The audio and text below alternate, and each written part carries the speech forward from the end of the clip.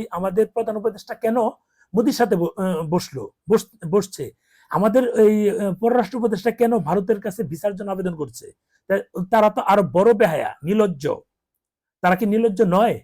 তারা প্রধান উপদেষ্টা হয়েছে বলে কি তাদের লজ্জা বলতে কিছু থাকবে না? তারা কাপড় খুলে ঘুরলে কি তাদের কোনো লজ্জা থাকবে না? আমরা কাপড় খুলে ঘুরলেও আমাদের লজ্জা থাকবে? বিষয়টা কি এরকম? তারা পররাষ্ট্র উপদেষ্টা যে কাপড় মানে জন্মদিনের পোশাক পরে ঘুরে ভারতের সাথে কথা বলে, ওটা প্রবলেম না। আমরা কথা বলে প্রবলেম। আমরা বলছি যে ভারতের সাথে সম্পর্ক থাক, ভিসা প্রক্রিয়া স্বাভাবিক হোক, আমাদের এটা প্রবলেম। পররাষ্ট্র উপদেষ্টা বলছে সেটা প্রবলেম না। বিষয়টা কি এরকম? আমার এই ভিডিও দেওয়ার পর দেখবেন যে অন্তত 1000 রিপোর্ট করেছে আমার পেজে। কারা রিপোর্ট করছে? এই মানুষগুলো যাদের ভিতরে মানে আল্লাহর ভয় নাই, যাদের ভিতরে হচ্ছে যে একজন ভালো কিছু করছে, ভালো কিছু বলছে, ওকে কিভাবে থামানো যায়, এদের কাজই হচ্ছে এটা, আর কোনো কাজ না। দেখবেন রিপোর্ট করা, এদের কাজ হচ্ছে রিপোর্ট করা। আপনি ভালো করছেন সেটা দেখতে পারবে না।